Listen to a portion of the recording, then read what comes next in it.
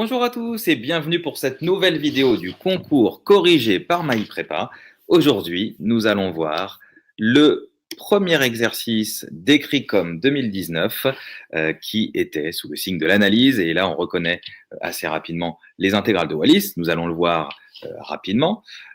L'objectif de cette vidéo n'est pas de corriger l'exercice, mais de voir comment, en quelques minutes, on pouvait déceler les grands pièges, les grands classiques de l'exercice. Et ça vous permettra de réviser au mieux votre prochain DS, votre prochain concours blanc, et puis, pour ceux qui sont en deuxième année, les concours BCE. Allez, on est parti. Donc, avec ici une intégrale IN, on reconnaît, là, je pense que la plupart d'entre vous ont déjà vu ça en cours. Ça, ce sont les intégrales de Wallis, qui sont ultra classiques au concours, déjà tombé en 94, 96 à l'EM Lyon, 2001 à l'ESSEC, 2018. Alors, il est peut-être intéressant que je vous montre que l'an dernier, donc là, on est sur le concours 2019, l'an dernier à l'EM Lyon, il y avait, hop, je vous mets un petit morceau, vous voyez, dans le problème 1 de l'EM Lyon 2018, on avait aussi ces intégrales. Alors là, c'était sinus, mais ça fonctionne exactement de la même façon que cosinus. D'ailleurs, en faisant un changement de variable, on montrerait assez aisément que ces deux intégrales ne sont pas très loin. Ok, alors comment fallait-il faire? Voyons voir. Question incontournable de cet exercice. Bon, il y a déjà ici ces questions initiales où on fait du calcul. Donc là, je pense que vous n'aurez pas trop de soucis à les faire. Donc calculer I0, I1, I2, pas trop de soucis. Montrer que IN est bien défini. Là, il s'agit de préciser que la fonction cos est bien continue sur l'intervalle 0 pi sur 2, et par composé, un théorème généraux, on arrive à peu près à montrer qu'il n'y a pas de soucis. Question 2A, c'était une histoire de croissance. Montrer que la suite, là, c'est une histoire de croissance de l'intégration. Hein, comment on fait concrètement? On va se mettre un petit peu en dessous. Donc là, ici, on essaye de... Il y a plusieurs possibilités, mais on peut dire, voilà, soit n appartenant à n, et ensuite, on va faire un calcul de in plus 1 moins in. Et on se rend compte assez rapidement, donc là, on est en question 2a, on se rend compte assez rapidement, par linéarité de l'intégrale, qu'on a intégrale de 0 à pi sur 2 de cos t puissance n plus 1 moins cos t puissance n. Bon. Une fois qu'on est là, après, on va par exemple mettre en facteur cos t puissance n, et on a cos t moins 1. Vous savez tous que le cosinus est compris entre moins 1 et 1, donc ici, cos t moins 1, clairement, sera négatif. Cos t, lui, puissance n, entre 0 et pi sur 2, cos t est positif. Ça, vous pouvez faire un cercle trigonométrique pour vous en convaincre. Et donc, on a cos t puissance n qui va être positif. Donc, du coup, comme on a des bornes dans le sens croissant, on n'aura pas trop de difficulté à montrer que quelque chose de négatif qu'on intègre sur des bornes croissantes sera négatif. Donc cette quantité sera négative par positivité de l'intégration ou croissance de l'intégration. C'est la même chose, la positivité étant un cas particulier de la croissance. Attention quand même à bien rédiger ce genre de questions. Souvent les étudiants ont tendance à les bâcler alors qu'on est quand même dans la première question. Il faut soigner la relation que vous allez établir avec le correcteur. Donc là, moi, ce que je vous suggère, et ce que je suggère à tous mes élèves, c'est de faire des accolades où on va très concrètement mettre les conditions du théorème. Donc t donne cos t puissance n fois cos t moins 1 est continue sur l'intervalle 0 pi sur 2. On a 0 qui est plus petit que pi sur 2, et oui, il faut le mettre, les bornes sont dans le bon sens. Et puis pour tout t appartenant à l'intervalle 0 pi sur 2, on a tout le cos t puissance n, etc., qui est négatif. Donc, par croissance de l'intégration, on a le résultat. Donc, voilà. Ça, c'était une question incontournable, il fallait quand même la faire. Et on déduit assez aisément, vu que on arrive à la conclusion que la suite IN, comme IN plus 1 moins IN, est négatif, on arrive à la conclusion que IN est décroissante. Décroissante et minorée par 0, puisqu'on va montrer aussi, ça fait partie de la question, que IN, je vous remets l'intégrale IN, hein, vu que le cosinus T est positif sur 0 pi sur 2, quand on l'élève à la puissance n, ça reste positif. Par positivité de l'intégration, une fois de plus, on a IN qui est positif, donc 0 est un minorant de IN.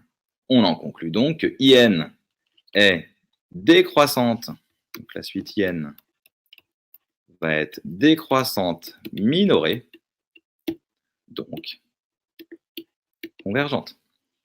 Ok, donc ça c'était du repos. La question B, elle, c'est un grand classique sur les intégrales de Wallis. Ils sont sympas. Là, ils nous mettent l'astuce, enfin, ils nous mettent une partie de l'astuce qui était de raisonner par intégration par partie. Aux parisiennes, ils ne seront pas aussi sympathiques. Parfois, ils ne vous mettront pas la méthode. Mais il fallait quand même, après, partir de cette astuce, puisqu'on va exprimer IN plus 2. Donc là, on est en question 2B. Donc là, l'astuce dans cette question, pour exprimer IN plus 2 en fonction d'IN, c'est de voir que IN plus 2, c'est l'intégrale de 0 à pi sur 2, donc on va l'écrire, cos t puissance n plus 2 dt. Là, l'idée, c'était de l'écrire comme ça. Cos t fois cos t puissance n plus 1 dt. Et ensuite, on fait une IPP où ça, on va le dériver, donc ça va être notre U, et ça va être notre V'. Voilà. Je vous laisserai le faire, ça se fait plutôt bien. N'oubliez pas de préciser que les fonctions en présence, donc U et V, sont C1 sur 0 pi sur 2, mais ça se fait plutôt bien. Ensuite, sur la question 2C, en déduire. Alors là, attention, on a les étudiants qui vont faire des itérations. Ici, je vous recommande très fortement de faire plutôt une récurrence. Donc, question 2C, une récurrence.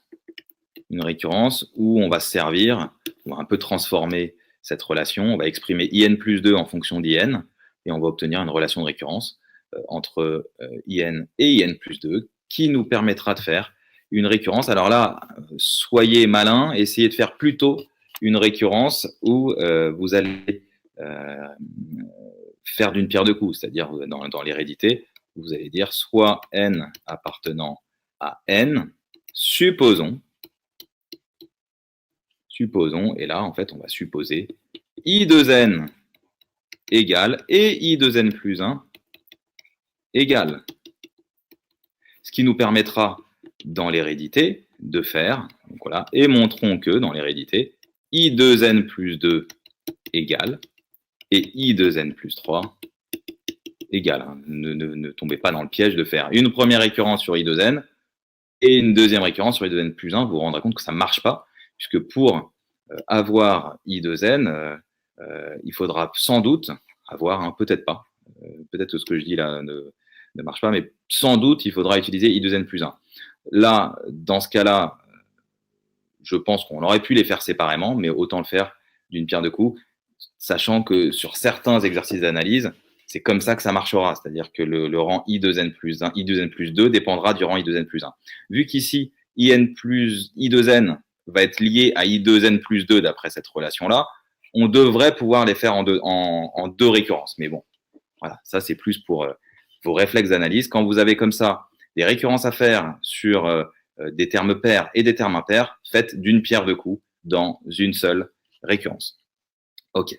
Après, on avait un Scilab. Alors ça, je sais que vous n'aimez pas, donc on ne va pas s'éterniser. On avait un Scilab à compléter. Et puis, on avait ensuite quand même d'autres questions cadeaux. Là, question 3A, équivalent simple de cos x moins 1 et de ln de 1 plus u au voisinage de 0. Donc ça, je vous invite à revoir votre cours là-dessus. Mais donc là, c'était une question cadeau pour qui connaît bien son cours.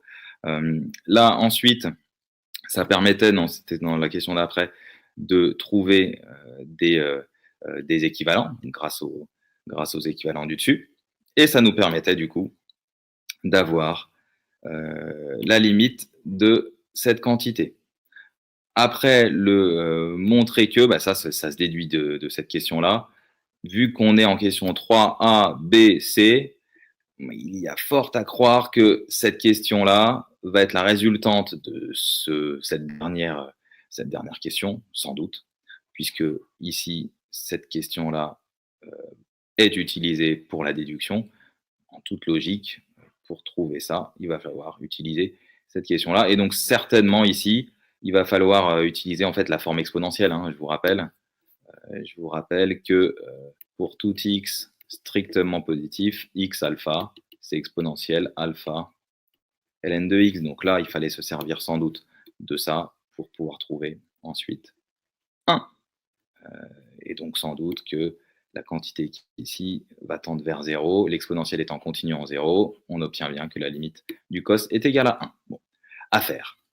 Mais là, quand vous voyez ça, on ne peut pas voir tout de suite exactement tout ce qui va se passer, mais en tout cas, on sait qu'on ne va pas être trop mis en difficulté, puisqu'on voit du coup en première question qu'on va utiliser dans la B, il y aura une déduction ensuite, et là, on reconnaît une histoire de forme exponentielle qui sera sans doute jouable ici.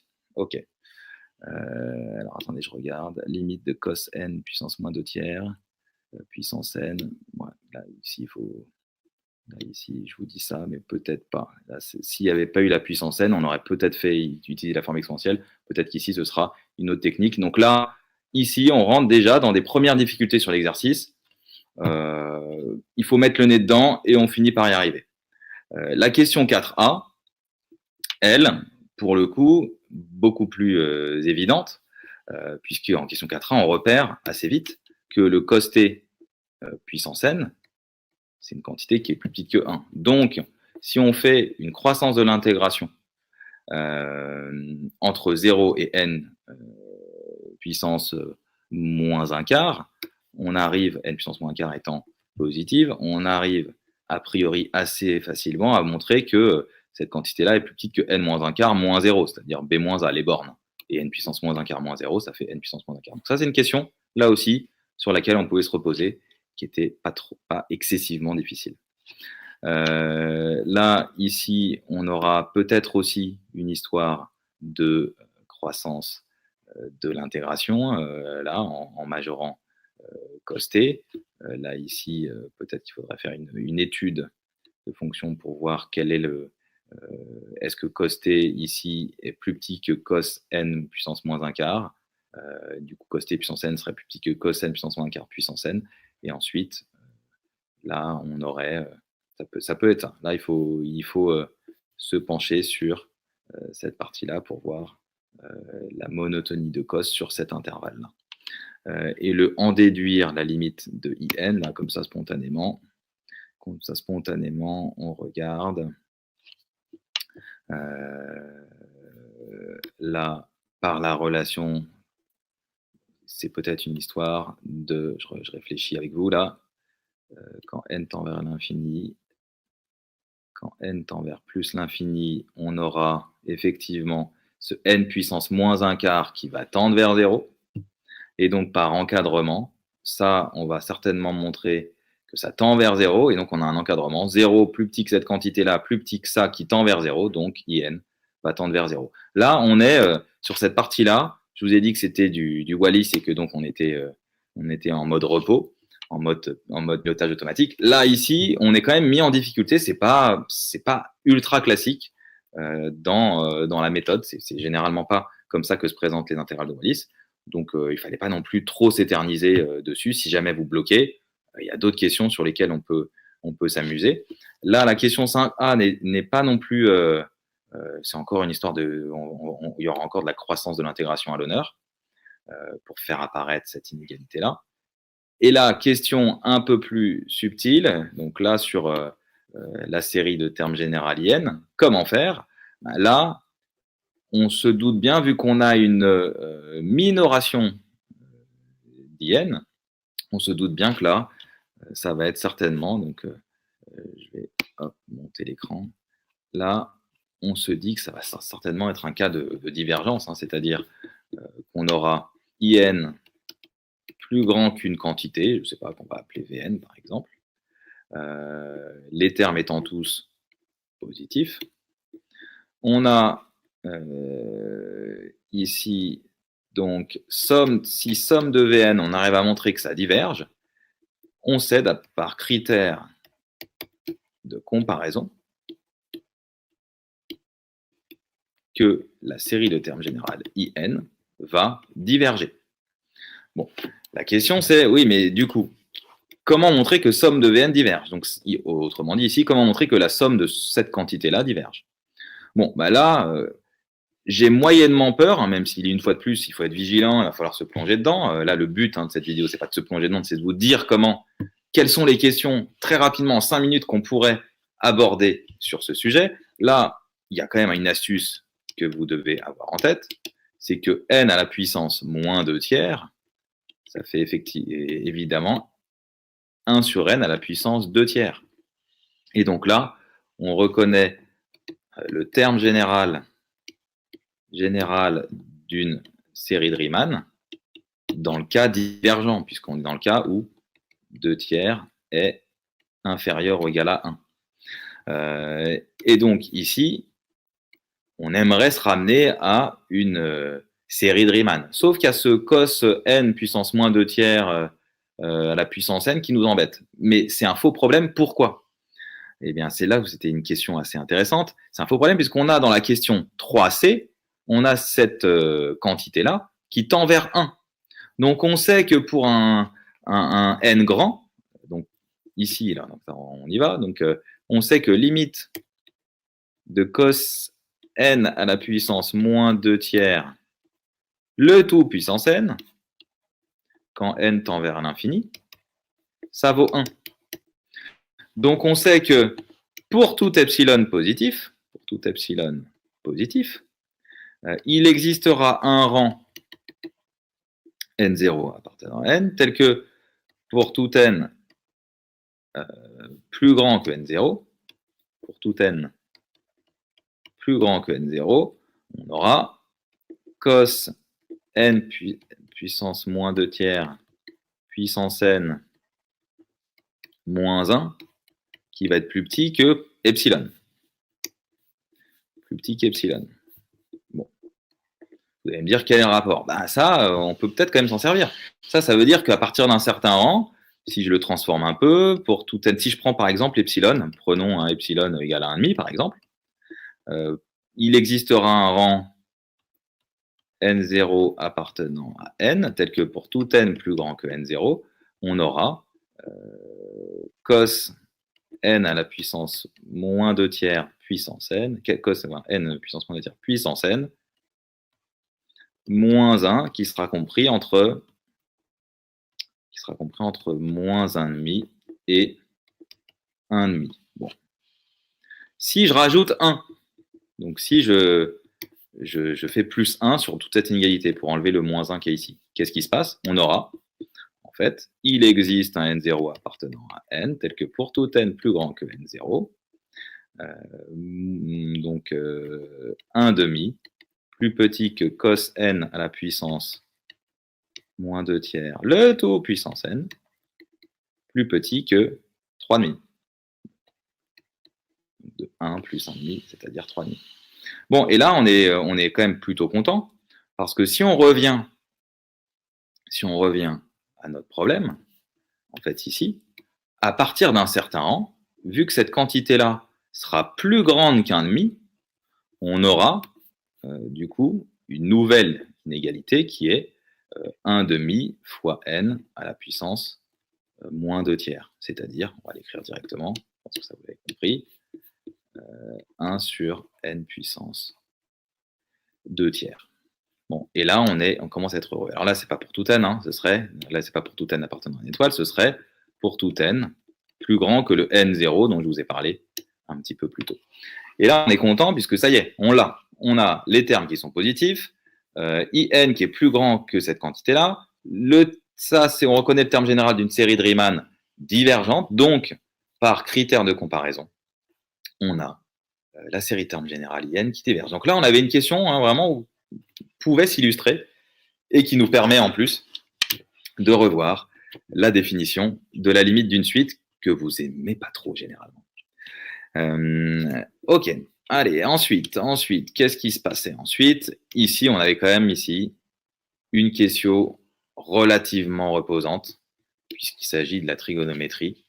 Et donc là, quand même, petite révision, on ne pouvait pas passer à côté de cette question. Question 6a.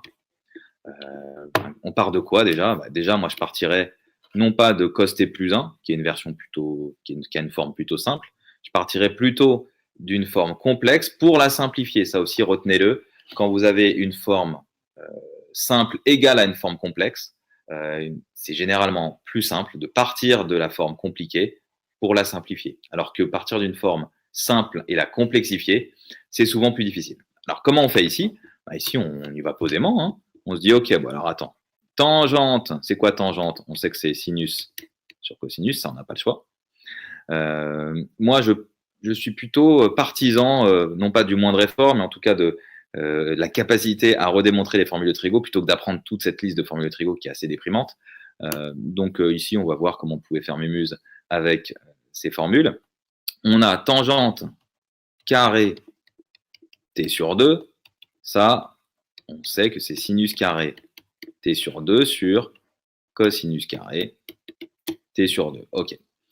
Bon, du coup, si je rajoute un 1 ici, 1 plus ça, bon, OK, ça fait 1 plus, d'accord. Bon, là, je vais mettre au même dénominateur. Si je mets au même dénominateur, ça me fait cos carré t plus t sur 2, pardon, plus sinus carré t sur 2 sur cos carré t sur 2. Bon, au numérateur, ça ne vous aura pas échappé, on reconnaît 1 cos carré plus sinus carré, c'est égal à 1.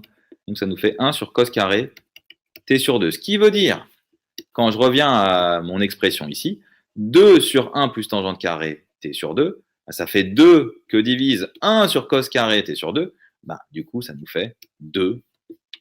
Donc on obtient que 2 sur 1 plus, on va monter un petit peu, 1 plus tangente carré t sur 2, cette quantité-là, ça va valoir 2 cosinus carré t sur 2. Et là, on commence à être quand même beaucoup plus tranquille, puisque là, on connaît quand même ces formules de Trigo, enfin les quelques formules de Trigo à connaître quand même. Cos A plus B, ça nous fait cos A, cos B, moins sin A, sin B, et cos A moins B, je pense que vous les connaissez celles-là, en tout cas il faut les connaître.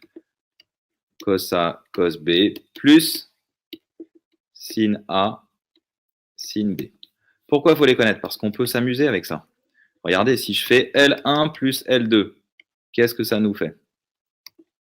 Qu'est-ce que ça nous fait ça? Ça va nous annuler les cosinus, donc du coup, enfin les sinus, pardon. Donc on va avoir cos A plus B plus cos A moins B qui vaut 2 cos A cos B. Et si je pose que A vaut B, et on va même mettre égal à T sur 2 ici, on a la formule cos T plus cos 0, c'est-à-dire plus 1, qui vaut 2 cos carré T sur 2. Et donc, on obtient magnifiquement que 2 sur 1 plus tangente carré T sur 2 est égal à 2 cos carré T sur 2, qui vaut cos T plus 1. Voilà. Là, ici, il y avait quand même une question. Vous ne pouviez pas passer à côté. C'était pas si dur. Bon, ensuite, là, à la changement de variable, là, il faut faire le changement de variable. Hein. Ici, on n'est pas dans un cas impropre, donc il n'y a pas de grosse difficulté. Il faut juste préciser que la fonction qui a t associée tangente t sur 2, eh bien c'est 1 sur l'intervalle, et donc on y arrive. La question C, elle, est un peu plus déroutante, parce qu'on se dit, mais d'où ça sort cette chose? Mais là, en tout cas, moi, ce qui me vient, hein, là, comme ça, spontanément, en improvisant avec vous, c'est de voir que là, on a une somme. Et donc, si on a une somme, on peut très bien former une relation de récurrence. Et donc là, on se dit, OK, donc dans la question C ici, c'est la question 6C, la question 6C ici, on pouvait identifier que somme calant de 0 à n plus 1 de moins 1 puissance k fois ik, ça vaut la somme k allant de 0 à n de moins 1 puissance k fois ik, plus le dernier terme. Donc, le dernier terme qui vaut moins 1 puissance n plus 1 fois in plus 1. Et donc, on a une relation, ça c'est le rang n plus 1, ça c'est le rang n, plus un résidu. Donc là, on a ce qu'on appelle une relation de récurrence. Et donc, on est sûr à 99,9% qu'une démonstration par récurrence va marcher. Donc là, ici, il ne nous disait pas à montrer par récurrence, mais je vous le dis, normalement, ça va marcher. Bon, et après, là, montrer que cette intégrale est plus petite que ça, ben 1 sur 1 plus cos t, c'est plus petit que 1. Donc, une fois de plus, on avait de la croissance de l'intégration, puisqu'on observait... mais par contre, ça demande un peu de finesse dans l'exécution, parce que ici, il ne faut pas oublier les théorèmes. Donc là, il ne faut pas oublier ce théorème qui nous dit que si A est plus petit que B, et si F est continu sur AB, alors, si on a ça, alors, l'intégrale de A à B de F de T dt va être plus petite que l'intégrale de A à B de valeur absolue de F de T dt. Donc voilà, il ne faut pas oublier les conditions. Et une fois qu'on a bien rappelé ces conditions, ça va tout seul. En partant vraiment de l'idée que 1 sur 1 plus cos t, c'est plus petit que 1. Ok.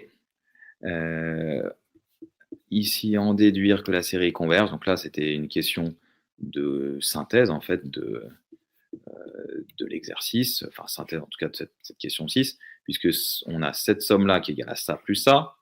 Là, on sait que cette intégrale-là est plus petite que in plus 1, mais on sait que in plus 1, on va regarder au-dessus, mais me semble-t-il, eh oui, limite de in, ça vaut 0, donc limite de in plus 1 vaut aussi 0. Donc, du coup, on revient ici, on a cette quantité-là qui va tendre vers 0, et donc, la série de termes générales converge vers cette intégrale. Voilà donc pour une analyse à chaud, juste en regardant pendant 5 minutes l'exercice, vous pouviez quand même vous amuser. Je pense que c'est un très bon exercice pour réviser le programme de première année sur les intégrations sur un segment. Donc, ça peut tomber en DS et en concours blanc pour les bisus. Et là, il y avait, je vous dis, juste une partie qui me semble un petit peu exotique, c'est cette partie-là, où c'est des choses qu'on n'a pas vraiment l'habitude de voir, mais en s'y penchant, en étant bien précis sur les équivalents et les limites, et puis les croissances de l'intégration, normalement, on doit pouvoir y arriver. On revenait à des choses plus standards en fin d'exercice. Merci pour votre écoute et à très bientôt donc pour ces concours corrigés. Au revoir.